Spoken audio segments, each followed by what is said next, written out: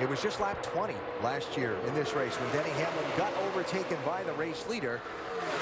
But as the day went on, circumstances allowed him to get back into a chance to have a decent finish. He got a free pass with a caution flag, got back on the lead lap, and then other circumstances unfolded later in the race. Well, we see a lot of cars up front. We see Dave Blaney in 36. He's in the top 10. He's running 9th. Cole Witt in 33. He's up to 12. And new leader, Kyle Busch, with drafting help from Matt Kenseth. Yeah, that's pretty good drafting partner there. Matt Kenseth, who won the Daytona 500, and I believe I'm correct that he's been leading on the last lap. He's been leading at the last green-white checker restart of the 2 succeeding races since Daytona, both here at Talladega in May and at Daytona Independence Weekend, and didn't win. It's been he and Greg Biffle in the draft working so well together. In fact, Kenseth and Biffle have led 55% of the laps run on these restrictor plate races so far this year. Yeah, Kenseth would be a good guy to hang out with here because he's going to find his way to be up front. He's there now. See Jamie McMurray now working that outside lane. We haven't seen him up front a lot this year. He's an extremely good drafter at these tracks.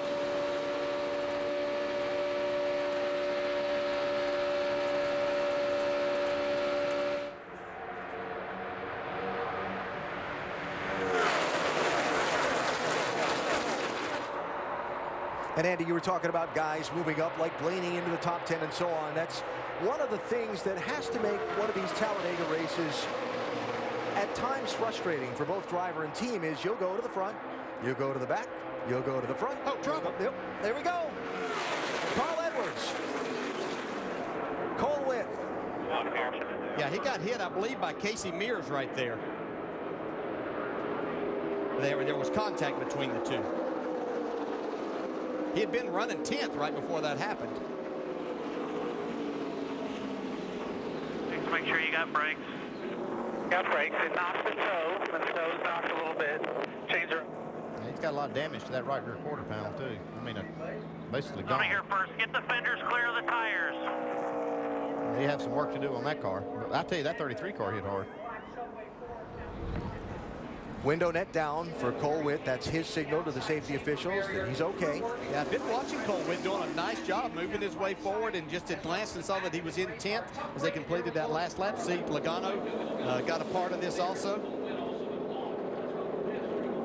I guess Denny Hamlin knew what he was doing after all. He was staying back far enough to miss all this. Well, I don't know if he planned on getting back that far, but this was certainly a break to get him caught back up to the field, and we'll see how he plays it from this point forward. You know, well, at first, let's look at how this happened. Yeah, there was a little contact on the entrance to the corner. They got the 33 loose, but then as he tried to get back in line, the 13, it kind of filled that spot, and then that's when things started happening. Now look at Sam Hornish just barely getting by. There's where you see Logano get in it. You can see a little contact between the 13 of Mears and the 33, which moves him up. That's really a place and time at this point in time of the race that you could have given somebody a little bit of a break by just letting them back in line right there. And you see Brad Keselowski. Yeah, coming through there. Wow, that was close.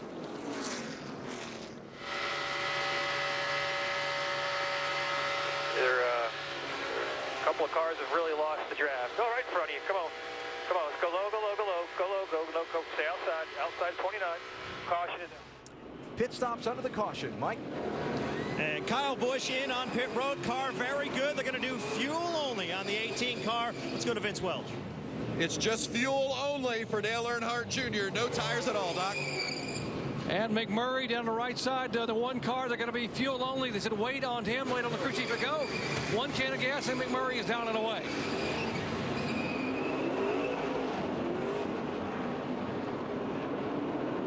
Not everyone pitted under the yellow flag. Kevin Harvick stayed out, and he is going to gain a bonus point for leading a lap. First caution out, somehow in the middle of the pack. This one only involved 3 cars.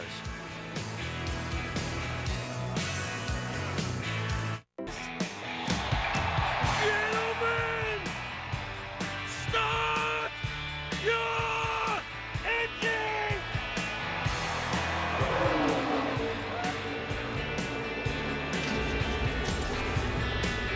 The early action at Talladega Superspeedway with the enthusiastic command to start engines, and now the first caution flag in race number 4 in the chase for the NASCAR Sprint Cup. Our telecast is presented by Pennzoil.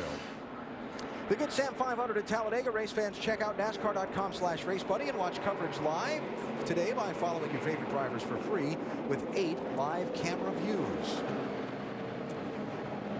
See some of the guys choosing that pit strategy to stay out, pit when they get the one to go, and Jamie makes sure they restart at the back of the pack. That's right, and it's just still so weird to see the 48 and the 11 riding around in the back. You see them both in their pit box. Jimmy Johnson going to fill it up with Sunoco fuel, 4 tires, wedge, and a track bar adjustment. Meanwhile, the 11 cars, they work on the left-hand side of the car. 4 tires, he almost stalls it. Denny Hamlin sluggish out of his pit box. As you see, Jimmy Johnson was clean. 4 tires for both cars. They're going to hook up together here, guys. Hey, you talk about strategy, all this track position. They're going for track position here. It's just the opposite of what you think. They're trying to start this race at the back of this pack. They went in and just changed 4 tires, take their time, wait till the last minute to pit. Yeah, they were also trying to hopefully stay out long enough to lead a lap, get that bonus point that they could do that, but a few other cars stayed out there, and that didn't happen for either Jimmy Johnson or Denny Hamlin this particular time. Yep, Kevin Harvick and Travis Kvapil led the laps under the caution flag, and now Kyle Busch has gone back to the point as we get set for the restart. Coverage of Monday Night Football tomorrow at 6:30. It's Monday Night Countdown, served by Applebee's. Then at 8:30, the undefeated Texans, led by Arian Foster, take on Mark Sanchez and the New York Jets, looking to get back on track after their disappointing Week 4 loss. Monday Night Football, Texans-Jets, tomorrow at 8:30 on ESPN. So first caution flag came out with contact impact that turned Cole Witt into the outside wall, collecting Carl Edwards and Joey Logano. Witt checked and released from the infield medical center, and you see Edwards and Logano still getting repairs made to their car as we come to the restart. And you see them staying below that yellow line as they leave pit road today. They have to do that until they exit turn 2 onto the back straightaway. Amazing that accident only caught 3 cars, but in this race a year ago, we had a series of incidents that had 2 and 3 cars involved and never had the big one.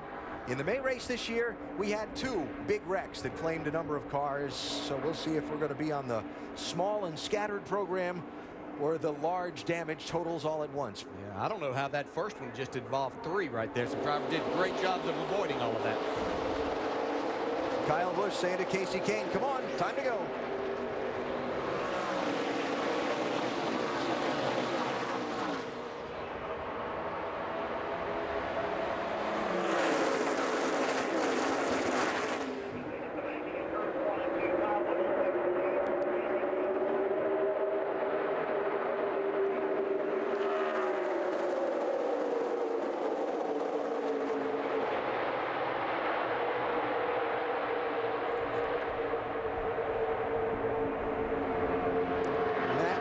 Greg Biffle, 16 and 17, those drafting partners that together have been so strong at Daytona and Talladega this year, side by side for this restart.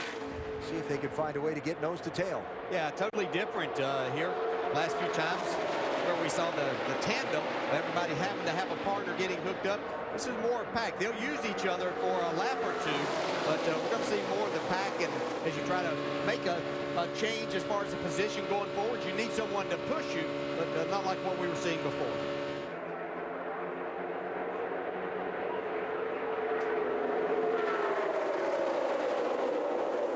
A lot of different stories throughout this field. You caught a glimpse of Kurt Busch in the 51. His last ride for owner James Finch. He moves to the 78 car for Furniture Row Racing starting next week at Charlotte. Regan Smith in that 78, the 3-wide car on the top side. His last ride for that team. His future. Talked to them yesterday. He said he has some plans he expects to announce shortly. Very confident he'll be in a very competitive situation for next season. Yeah, we've seen Regan Smith be a factor in races here, so don't be surprised to see him up front whenever it comes time to win this race today. See, he's getting a nice push right now from Kevin Harvick.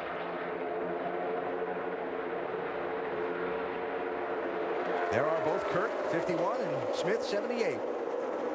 nice of them to get in the same frame as we talk about them, right? I appreciate that. I wouldn't be surprised if you see those two drivers swap rides next week. You know where Kurt Busch is going.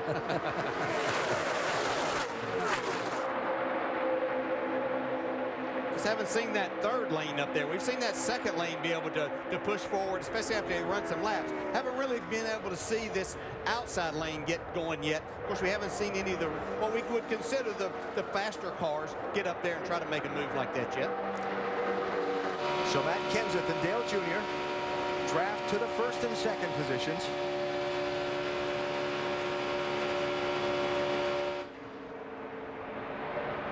Jamie McMurray in the one, heading that outside lane now. You can see the 2 car in the middle of that too. Brad Keselowski did a great job of avoiding that accident a while ago. Heard him talk a lot this week about how he would rather race up front here. He thought that he could do better, serve his team better, and have a better opportunity of getting a good finish out of this. Yeah, didn't have a good qualifying run, and that's why he's back here trying to fight his way to the front.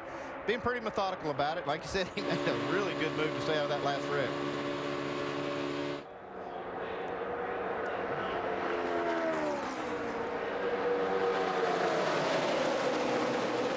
Casey Mears, 13. And Brad Keselowski in the 2.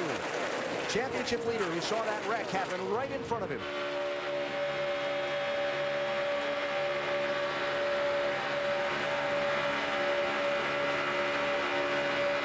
Going almost 200 miles an hour down the back straightaway in the big pack.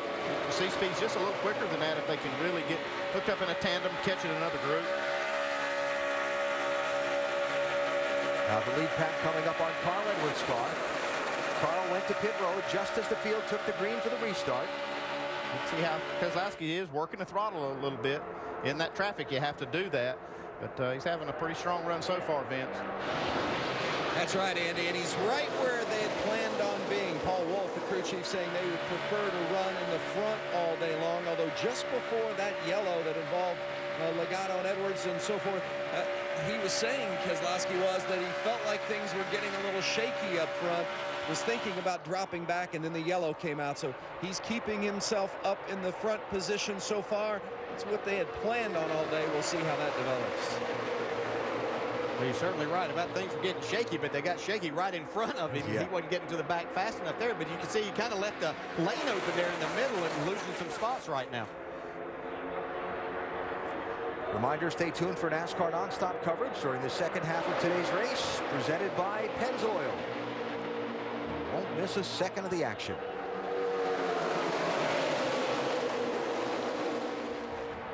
David Rudiman in the 10, Dave Blaney in the 36, getting their chance to run up through the pack toward the front. Matt Kenseth leads. Dale Jr. heading the outside line. Brad Keselowski heading the outside line. One caution so far. And we're about 75 miles in here at Talladega.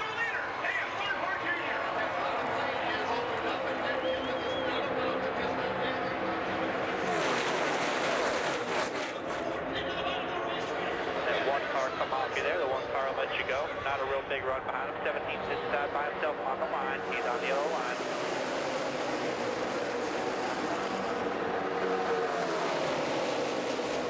No, that was Kenseth on that one. Jamie McMurray just couldn't stay with Dale Jr. long enough to push him to the lead.